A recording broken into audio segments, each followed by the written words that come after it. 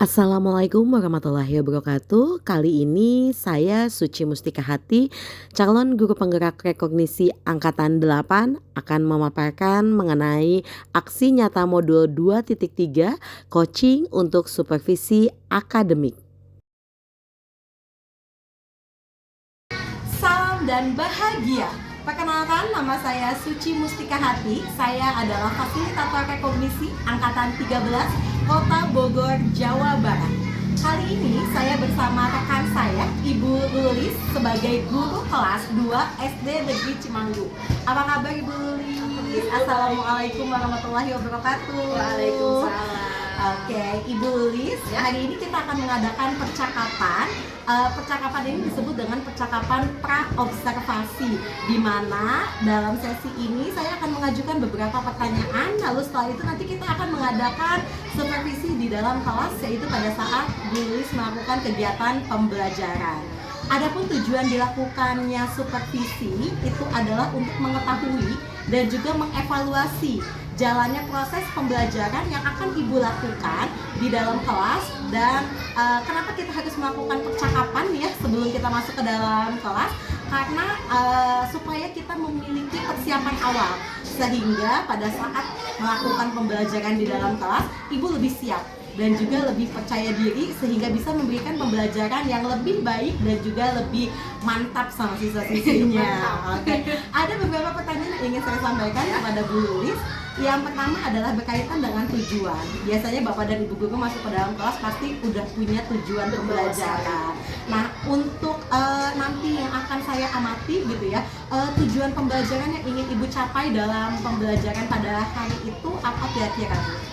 Berdasarkan yang sudah saya rancang ya di dalam modul ajar, tujuan yang akan saya lakukan nanti ketika pembelajaran itu yang pertama, melalui pengamatan gambar, tanya jawab, siswa itu dapat memutuskan nilai yang sesuai dengan Pancasila sehingga dapat menerapkannya dalam kehidupan sehari-hari. Wah. Ya, kemudian yang kedua, siswa juga dapat mengaplikasikan sila-sila Pancasila dalam kehidupan sehari-hari, baik itu di rumah maupun di sekolah.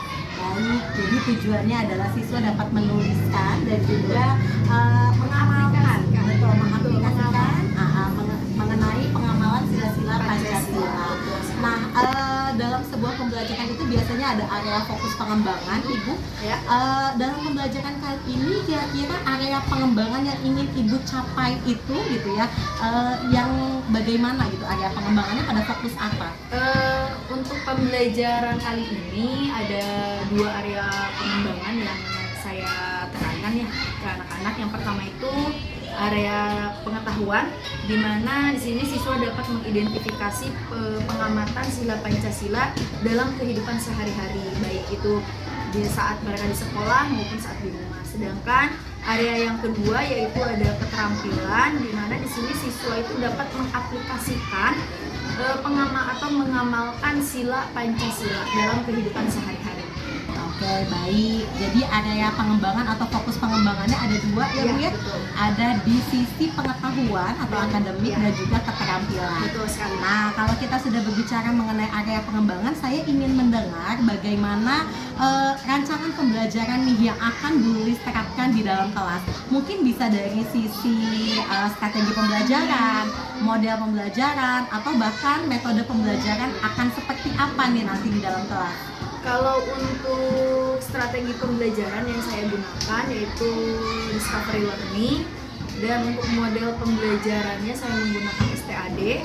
Sedangkan untuk metode pembelajarannya itu saya menggunakan tanya jawab, di mana dari tanya jawab ini nanti akan menghasilkan diskusi baik itu siswa dengan guru maupun antar siswa. Oh, jadi diskusi dua arah begitu Betul, ya, diskusi dua antara arah. siswa dengan juga murid. Baik, begitu rencananya. Lalu untuk media, nah media apa yang akan digunakan? Untuk media yang akan saya gunakan yaitu menggunakan lembar kerja. Jadi nanti setiap siswa itu mendapatkan lembar kerjanya masing-masing. Di situ nanti mereka diskusi tentang pengamalan Pancasila. Oke, jadi medianya adalah menggunakan lembar kerja yang Betul. akan diisi oleh siswa. Betul. kapan Bu Lilis akan melakukan rencana pembelajaran ini? Mungkin di hari apa, waktunya kapan, atau di kelas berapa? Untuk pembelajaran ini bisa nanti siang pukul 9.45 saya akan bertemu dengan anak-anak kelas 2D, jadi bisa langsung pengamatan untuk jam 9.45. Oke, jadi jam 9.45 di Iya. kelas 2D Iya, gitu ya. betul. Dan hari Senin Iya, Ibu Senin. akan melakukan rencana pembelajaran yang sudah kita bicarakan pada kesempatan kali ini. Maka Ibu mohon izin, nanti saya akan masuk ke kelas Ibu untuk mengamati jalannya kegiatan pembelajaran. Nanti setelah itu kita akan melakukan kembali percakapan pasca observasi. Iya. Oke, terima kasih Bu Lilis. Akhir kata yang ingin saya tanyakan kembali kepada Ibu, dari hasil percakapan yang sudah kita sampaikan, apa yang Ibu dapat dari percakapan kita? Dari percakapan ini saya jadi lebih mengetahui ya, jadi terbayang bagaimana saya nanti di kelas gitu, mulai dari metode apa yang saya gunakan, model apa yang saya gunakan, media apa yang saya gunakan. Jadi saya memiliki gambaran yang nantinya di kelas itu seperti apa. Oke, baik, Masya Allah. Selamat berkreasi dengan model yang sudah Ibu siapkan. Terima kasih Bu Lilis ya. Sampai ketemu nanti siang di dalam kelas. Wabillahi taufiq wal hidayah. Wassalamualaikum warahmatullahi wabarakatuh. Waalaikumsalam warahmatullahi wabarakatuh. Assalamualaikum warahmatullahi wabarakatuh.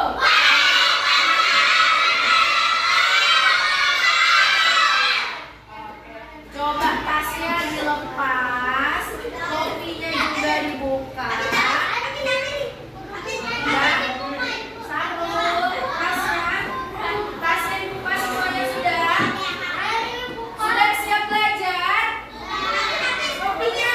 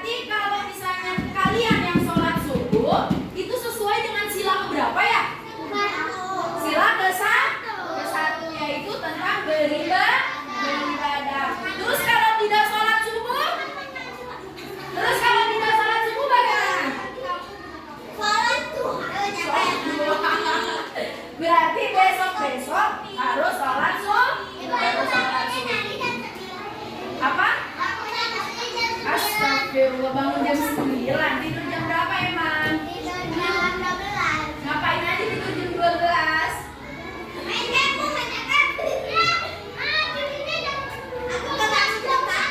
Ih, kemarin kan di pelajaran bahasa Indonesia udah dibilang, udah ibu kasih tahu, jangan terlalu banyak main handphone. Ingat aturannya 20 masih ingat nggak? Apa?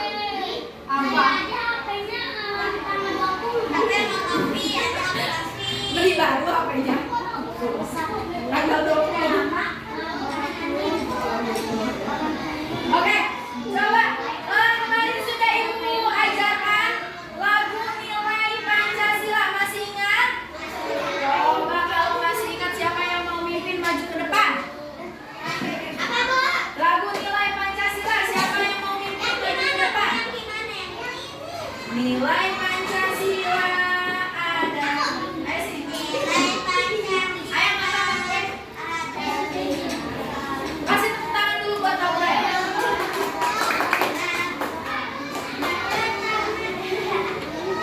Kalau yang belum hafal bisa dilihat di bukunya.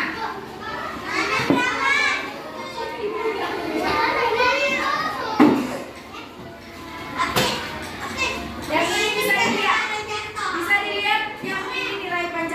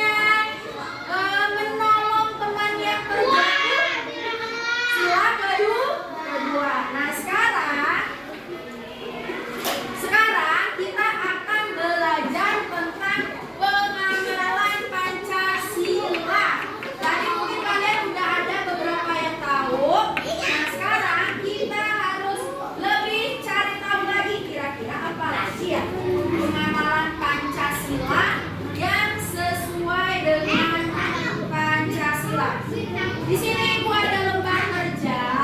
Silakan kalian kerjakan sendiri-sendiri. Jangan lupa tulis nama dan kelas. Kalau misalkan tidak mengerti, boleh diskusi dengan baru nanti jelaskan cara mengerjakannya ya. Aska. Apa itu? Ya itu nanti belum ditempel di buku. Ya ditempel.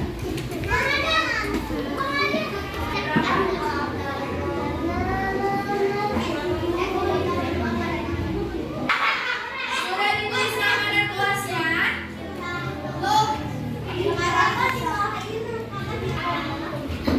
Oke, dengarkan dulu. Nomor 1 sampai nomor 6. Kalian lihat contohnya. Nomor 1, gambar di bawah ini merupakan kegiatan yang sesuai dengan sila ke-1. Benar atau salah? Kalau benar, kenapa salah? Dihapus saja. Kalau benar, berarti di sampingnya tulis benar. Ya. Tapi kalau menurut kalian salah, maka di sampingnya tulis salah. Paham? Oke, silakan dikerjakan. Mana yang dicoret salah? Kalau misalkan salah, tulis di sini salah. Kalau ini kan benar. Kalau menurut kamu ini salah, nah tulis salah di sini.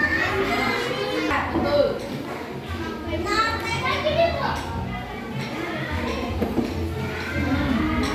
Coba dibaca lagi saling menolong. Ada teman-teman, silakan.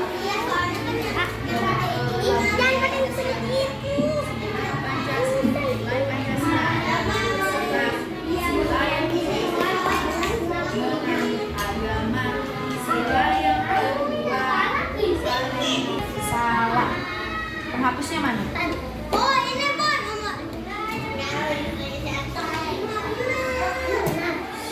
Bon. Sudah selesai.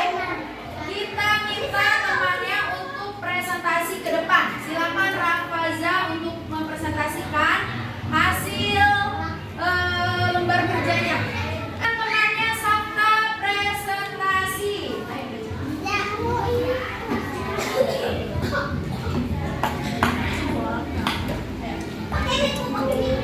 Buat apa? Waalaikumsalam warahmatullahi wabarakatuh.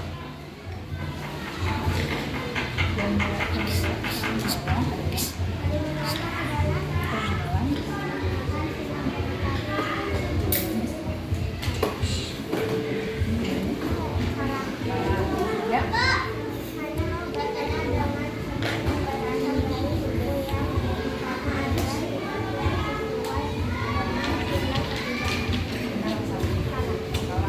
Empat.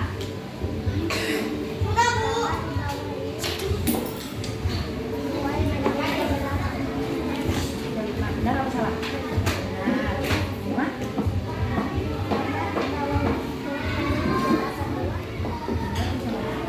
Salah. Enam. Bener nih. Ini banget ini salah. Ini bener. Salah. Oke. Tadi kalian sudah mendengarkan Sabta mempresentasikan hasil kerjanya. Coba ada yang berbeda atau ada yang sama nggak? Gak kedengaran, Bu.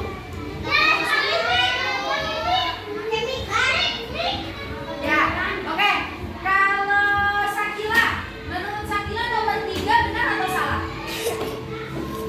Salah. Kalau menurut Hafiz, nomor 3 benar atau salah? Ada yang jawabannya benar? Ada yang jawabannya benar? Wilda jawabannya benar? Aska? Tadi katanya Hafiz salah.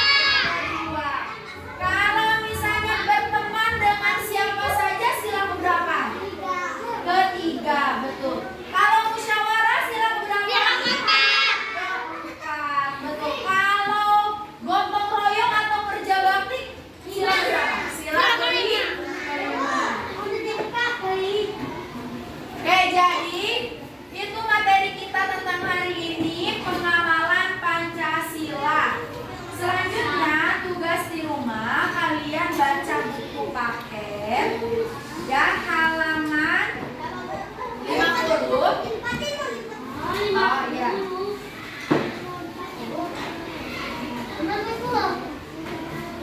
Halaman 50 nanti di situ ada PR tugas lain tentang pengamalan Pancasila. Jangan lupa dikerjakan di rumah. Ya. Untuk pembelajaran hari ini cukup sekian. Jangan lupa belajar di rumah. Terima kasih. Wassalamualaikum warahmatullahi wabarakatuh. Salam dan bahagia. Berjumpa kembali dengan saya Suci Mustika Hati, Fasilitator Rekognisi Kota Bogor, Jawa Barat, angkatan ke-13 pada percakapan pasca observasi bersama rekan saya Ibu Lulis, guru kelas 2 SD Negeri Cimanggu yang sudah dilakukan observasi kelas pada kegiatan supervisi akademik. Apa kabar Ibu Lulis? Assalamualaikum warahmatullahi wabarakatuh. Waalaikumsalam warahmatullahi wabarakatuh. Baik Ibu, di percakapan kali ini saya akan memberikan pertanyaan-pertanyaan seputar jalannya proses pembelajaran yang telah Ibu lakukan di kelas. Kegiatan ini bertujuan untuk mengevaluasi sejauh mana keberhasilan dari proses pembelajaran yang telah Ibu lakukan. Sudah siap Ibu? Siap. Yang pertama, saya ingin menanyakan bagaimana perasaan Ibu terkait pembelajaran yang telah Ibu lakukan. Mungkin tadi Bu Suci juga udah lihat ya, karena saya belum terbiasa, anak-anak pun belum terbiasa didatangi guru lain ketika sedang belajar. Jadi saya pun ikutan tegang, anak-anak pun juga sama tegang. Tegang dan agak kaku pembelajarannya gitu, karena belum terbiasa. Tapi alhamdulillah setelah beberapa menit suasana sudah mulai mencair. Ya, anak-anak juga sudah mulai terbiasa, sudah tidak kaku lagi. Sudah mulai beradaptasi ya? Iya, betul. Bahagia? Bahagia, alhamdulillah. Nah, Bu Lis boleh diceritakan kembali gitu ya mengenai area pengembangan yang telah dilakukan di dalam kelas pada saat proses pembelajaran dilakukan. Ya, untuk tahapannya itu dimulai dari yang pertama pasti ya membuat modul ajar. Nah, ketika membuat modul ajar ini saya merancang atau menargetkan area pengembangannya dari pengetahuan dan keterampilan. Untuk pengetahuannya itu siswa dapat mengidentifikasi pengamalan Pancasila dalam kehidupan sehari-hari, baik itu yang terjadi di sekolah maupun yang di rumah. Kemudian untuk area pengembangan yang keterampilan itu siswa dapat mengaplikasikan. Jadi setelah mereka mengetahui, mereka mengaplikasikan pengamalan Pancasila dalam kehidupan sehari-hari. Oke, jadi fokus pengembangannya pada kemampuan akademik gitu ya, atau kognitif, dan juga kemampuan psikomotorik atau keterampilan mengenai pengaplikasian pengamalan sila-sila Pancasila. Oke, menurut Ibu nih dari yang tadi sudah Ibu ceritakan mengenai area pengembangan atau fokus pengembangan yang sudah Ibu jelaskan, menurut pandangan Ibu apakah berhasil atau tidak nih fokus pengembangannya? Menurut saya pribadi cukup berhasil. Nggak tahu deh menurut Bu Suci gimana. Terlihat enjoy. Alhamdulillah menurut saya berhasil ya dia untuk pembelajaran kali ini, walaupun memang ada beberapa catatan, ada beberapa yang perlu diperbaiki, yang perlu dievaluasi untuk pembelajaran selanjutnya. Oke, setuju. Saya sepakat dengan apa yang disampaikan oleh Bu Lulis. Area pengembangannya cukup berhasil ya Bu ya, dalam membangun semangat siswa-siswi kita untuk melakukan pembelajaran yang sesuai dengan tujuan pembelajaran yang sudah direncanakan. Ya. Tapi pasti biasanya walaupun kita sudah merasa berhasil gitu ya, suka ada aja kekurangan. Pasti. Nah, menurut Bu Lulis kekurangan apa nih, atau kalau nggak kekurangan kendala deh, kendala apa yang Bu Lulis hadapi saat melakukan pembelajaran di dalam kelas? Kendalanya pertama itu agak sulit dalam pengkondisian siswa. Ya, kenapa? Karena kelas 2 SD dengan anak yang beragam, super aktif gitu ya, dan untuk kelas 2 SD ini kebetulan kelasnya lumayan gemuk gitu ya untuk 28 siswa. Jadi untuk pengkondisian siswanya itu harus membutuhkan apa ya?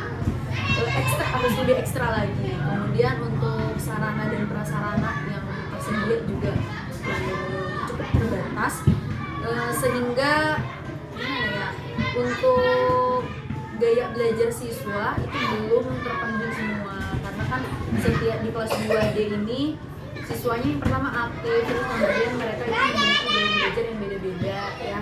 Jadi saya pun masih belum mampu mengakomodir semua gaya belajar siswa.